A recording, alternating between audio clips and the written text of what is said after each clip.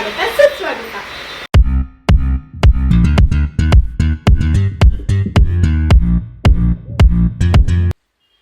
First part ಅಲ್ಲಿ ನಾವು ತವಾ fish fry ಮಾಡಿದ್ವಿ, ಸೆಕೆಂಡ್ ಪಾರ್ಟ್ ಅಲ್ಲಿ ಬಿರಿಯಾನಿ ರೆಸಿಪಿ ಹೇಳಿದ್ದೆ. ಆದ್ರೆ ಈಗ ಮಾಡ್ತಿರೋದು ನಾನು ಯಾವತ್ತೂ ಟ್ರೈ ಮಾಡದೇ ಇರೋಂಥ ರೆಸಿಪಿ, ಶಿಲ್ಪಾ ಚಿಕನ್ ಡ್ರೈ ಅಂತ. ನಾನೀಗ ರೀಸೆಂಟ್ ಆಗಿ ಒಂದು ಹೋಟ್ಲಿಗೆ ಹೋಗಿದ್ದೆ, ಅಲ್ಲಿ ಟೇಸ್ಟ್ ಮಾಡಿ ತುಂಬಾನೇ ಇಷ್ಟ ಆಯ್ತು ನನಗೆ. ಅದಕ್ಕೆ ಒಂದ್ಸಲ ಟ್ರೈ ಮಾಡೋಣ ಅಂತ ನಮ್ಮ ನಾಟಿ ಸ್ಟೈಲಲ್ಲಿ ಮಾಡ್ತಿದ್ದೀನಿ, without using any kind of sauce. ಓಕೆನಾ, ಬನ್ನಿ ಹೇಗಿರುತ್ತೆ ಆ ರೆಸಿಪಿ ಅಂತ ಟ್ರೈ ಮಾಡೋಣ. ಟೇಸ್ಟ್ ಮಾಡಿ ನಿಮ್ಗೆ ಹೇಗಿದೆ ಅಂತ ತಿಳಿಸಿ ವಿಡಿಯೋ ಮಾಡಿ ತೋರಿಸ್ತೀನಿ. ಬನ್ನಿ ರೆಡಿ ಮಾಡೋಣ ಶಿಲ್ಪಾ ಚಿಕನ್ ಡ್ರೈ. ಈಗ ಈ ಚಿಕನ್ ಡ್ರೈ ಮಾಡೋದಕ್ಕೆ ಅಬೌಟ್ ಒಂದು 500 ಗ್ರಾಮ್ಸ್ ಅಷ್ಟು ಇಲ್ಲಿ ಚಿಕನ್ ಇದೆ. ಇದು ಬೋನ್ಲೆಸ್ ತಗೊಳ್ಳಿ. ಬೋನ್ಲೆಸ್ ಅಂತ ಅಂದರೆ ಚೆಸ್ಟ್ ಪೀಸ್ ಅಂತ ಅಲ್ಲ, ಒಂದು ಸ್ವಲ್ಪ ಚಿಕ್ಕ ಚಿಕ್ಕ ಬೋನ್ಸ್ ಇದ್ರೂ ಓಕೆ, ಆದರೆ ಈ ಥರ ಪೀಸಸ್ನ ತಗೊಳ್ಳಿ. ಚೆಸ್ಟ್ ಪೀಸಲ್ಲಿ ತಿನ್ನೋಕ್ಕೆ ಚೆನ್ನಾಗಲ್ಲ. ಸೊ ಈಗ ವಾಶ್ ಮಾಡಿ ಇಟ್ಕೊಂಡಿದ್ದೀನಿ ಈ ಚಿಕನ್ನ. ಈ ಚಿಕನ್ ಈಗ ಒಂದು ಬ್ಯಾಟರ್ನ ರೆಡಿ ಮಾಡ್ಕೋಬೇಕು. ಇದಕ್ಕೀಗ ಒಂದು ಸ್ವಲ್ಪ ಸಾಲ್ಟ್,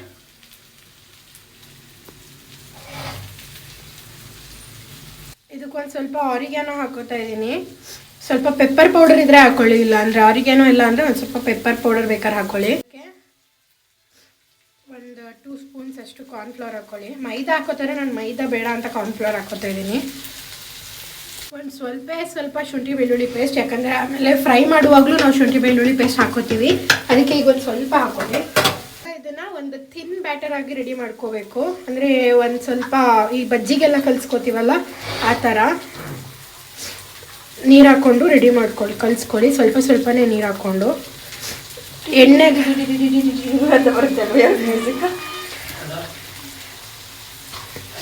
ತುಂಬ ನೀರು ಹಾಕಬೇಡಿ, ಯಾಕಂದರೆ ಚಿಕನ್ನು ಕೂಡ ನೀರು ಬಿಡುತ್ತೆ. ಈಗ ಕಾರ್ನ್ಫ್ಲವರ್ ನೀಟಾಗಿ ಚಿಕನ್ಗೆ ಕೋಟ್ ಆಗಿದೆಯಾ ಅಂತ ನೋಡ್ಕೊಳ್ಳಿ, ಯಾಕಂದರೆ ಇದನ್ನು ಆಯಿಲಲ್ಲಿ ಫ್ರೈ ಮಾಡಿದಾಗ ಕ್ರಿಸ್ಪಿನೆಸ್ ಬರಬೇಕು. ಅದಕ್ಕೆ ಇನ್ನೇನಾದರೂ ನಿಮಗೆ ಒಂದು ಸ್ವಲ್ಪ ಕಾರ್ನ್ಫ್ಲವರ್ ಕಮ್ಮಿ ಆಯಿತು ಅಂತ ಅನಿಸಿದ್ರೆ ಮತ್ತೆ ಇನ್ನೊಂದು ಸ್ಪೂನ್ ಹಾಕ್ಕೊಂಡು ಒಂಚೂರು ನೀರು ಸರಿ ಮಾಡ್ಕೊಂಡು ಒಂದು ಸ್ವಲ್ಪ ಥಿಕ್ ಬ್ಯಾಟರ್ ರೆಡಿ ಮಾಡ್ಕೊಳ್ಳಿ. ಈಗ ಇದಕ್ಕೆ ಒಂಚೂರು ಕಾರ್ನ್ಫ್ಲವರ್ ಕಮ್ಮಿ ಆಗಿದೆ, ಅದಕ್ಕೆ ನಾನು ಇನ್ನೊಂದು ಸ್ವಲ್ಪ ಹಾಕೋತಾ ಇದ್ದೀನಿ. ನಾನು ಇನ್ನೊಂದು ಸ್ಪೂನ್ ಕಾರ್ನ್ಫ್ಲವರ್ ಹಾಕಿ ಮಿಕ್ಸ್ ಮಾಡ್ತಾಯಿದ್ದೀನಿ. ಚಿಕನ್ಗೆ ಈ ಥಿಕ್ ವೈಟ್ ಕೋಟಿಂಗ್ ಕಾಣಿಸ್ಬೇಕು, ಆ ಥರ ನೀಟಾಗಿ ಹಾಕೊಂಡು ಮಿಕ್ಸ್ ಮಾಡ್ಕೊಂಡು ರೆಡಿ ಇಟ್ಕೊಳ್ಳಿ ಬ್ಯಾಟರ್ನ.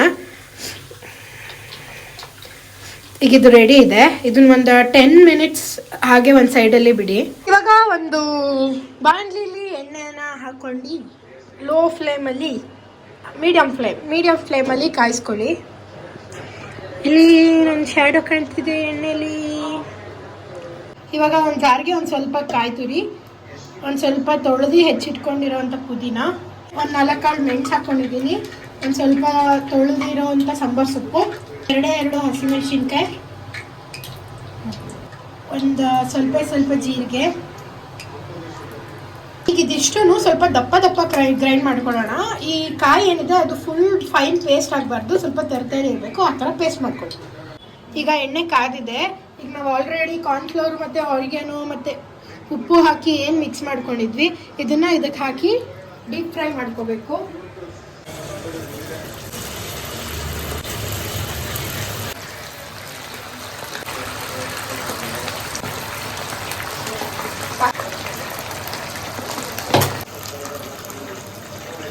ಫೈವ್ ಮಿನಿಟ್ಸ್ ಡೀಪ್ ಫ್ರೈ ಮಾಡಿದ್ಮೇಲೆ ಒಂದು ಸ್ವಲ್ಪ ಗೋಲ್ಡನ್ ಕಲರ್ ಆಗ್ತಿರುತ್ತೆ, ಈ ಥರ ಈಗ ಇದನ್ನು ತೆಗೆದಿಟ್ಕೊಳ್ಳಿ.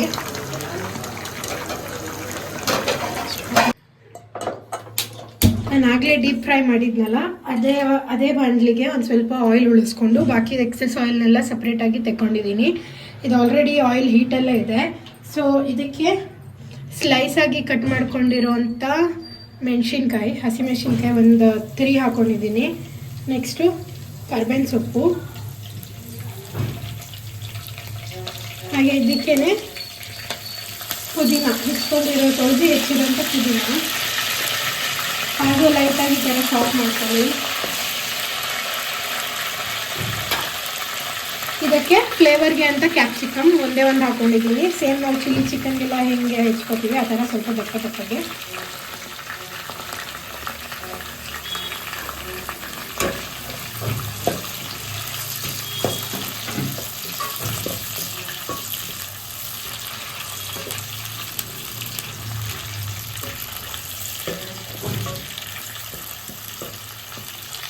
ಕ್ಯಾಪ್ಸಿಕಮ್ದು ಒಂದು ಸ್ವಲ್ಪ ಹಸಿ ಸ್ಮೆಲ್ ಹೋದ್ಮೇಲೆ ಒಂದು ದಪ್ಪದು ಒಂದು ದೊಡ್ಡದಾಗಿ ಕಟ್ ಮಾಡ್ಕೊಂಡಿರೋ ಈರುಳ್ಳಿ,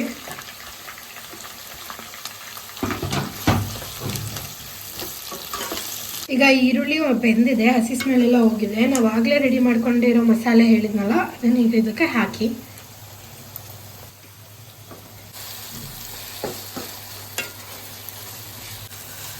ಈಗ ಇದಕ್ಕೆ ಶುಂಠಿ ಬೆಳ್ಳುಳ್ಳಿ ಪೇಸ್ಟ್ ಹಾಕೊಳ್ಳಿ.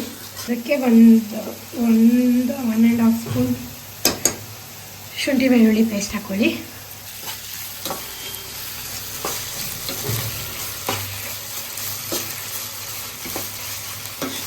ಈಗ ನಾವು ಆವಾಗಲೇ ಮಸಾಲೆ ಹಾಕ್ಕೊಂಡಿದ್ವಲ್ಲ ಆ ಜಾರನ್ನ ತೊಳ್ಕೊಂಡು ಒಂದು ಸ್ವಲ್ಪ ನೀರು ಹಾಕಿ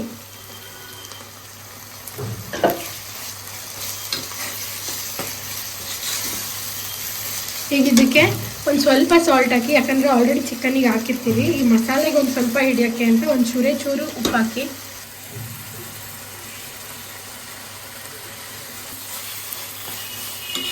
ಅಲ್ವಾ. ಸೊ ಈಗ ಇದನ್ನು ಕಾಯಿ ಹಾಕಿರ್ತೀವಲ್ವ, ಸೊ ಅದಕ್ಕೆ ಒಂದು ಸ್ವಲ್ಪ ಬೇಯೋದಕ್ಕೆ ಅಂತ ಒಂದು ಪ್ಲೇಟ್ ಮುಚ್ಚಿ ಬಿಟ್ಬಿಡಿ. ಈ ಎಣ್ಣೆ ಬಿಟ್ಕೊಳ್ಳೋವರೆಗೂ ಪ್ಲೇಟ್ ಮುಚ್ಚಿಬಿಟ್ಬಿಡಿ. ಈಗ ಇದು ಈ ಥರ ಆಯಿಲ್ ಬಿಟ್ಕೊಂಡಿದ್ದೆ. ಇದಕ್ಕೆ ನಾವು ಆಲ್ರೆಡಿ ಅವಾಗಲೇ ಫ್ರೈ ಮಾಡ್ಕೊಂಡು ಇಟ್ಕೊಂಡಿದ್ವಲ್ಲ, ಡೀಪ್ ಫ್ರೈ ಮಾಡ್ಕೊಂಡು ಇಟ್ಕೊಂಡಿದ್ವಲ್ಲ ಚಿಕನ್, ಈ ಚಿಕನ್ನ ಹಾಕೊಳ್ಳಿ.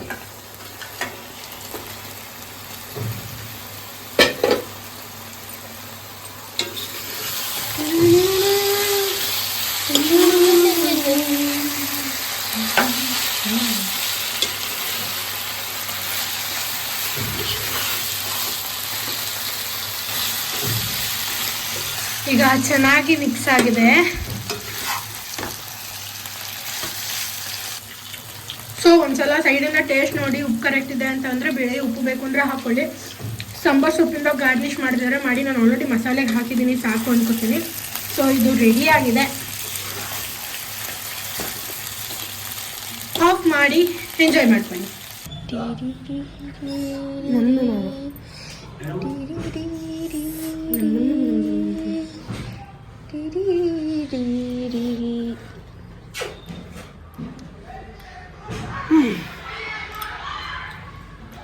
ಸೇಮ್ ಅದೇ ಟೇಸ್ಟು,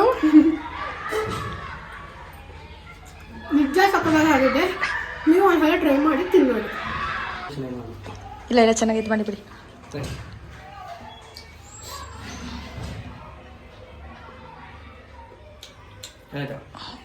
ಸಕ್ಕದೈತೆ. ಬೇಸಿಕ್ ಆಗಿ ಹೇಳ್ತಾರೆ ನೋಡು, ಚೆನ್ನಾಗೈತೆ ಅಂತ. ಯಮ್ಮಿ ಯಮ್ಮಿ ಇನ್ ಮೈ ಟಮ್ಮಿ. ಈ ನನ್ನ 3 ಪಾರ್ಟಲ್ಲೂ ಹಾಕಿರೋ ರೆಸಿಪಿ ವಿಡಿಯೋ ನಿಮಗೆ ಇಷ್ಟ ಆಗಿದ್ರೆ, ನೀವು ಮಾಡ್ಕೊಂಡು ತಿಂದಿದ್ರೆ ಕಮೆಂಟ್ ಸೆಕ್ಷನ್ ಅಲ್ಲಿ ಕಮೆಂಟ್ ಮಾಡಿ. ಈ ವಿಡಿಯೋ ನಿಮಗೆ ಇಷ್ಟ ಆಗಿದ್ರೆ ಲೈಕ್ ಮಾಡಿ, ಶೇರ್ ಮಾಡಿ, ಕಮೆಂಟ್ ಮಾಡಿ. ಹಾಗೆ ನನ್ನ ಚಾನೆಲ್ ನ ಸಬ್ಸ್ಕ್ರೈಬ್ ಮಾಡೋದನ್ನ ಮಾತ್ರ ಮರಿಬೇಡಿ. ಮತ್ತೆ ಸಿಗ್ತೀನಿ, ನಾನು ನಿಮ್ಮ ತಕ್ಷಿತಾ.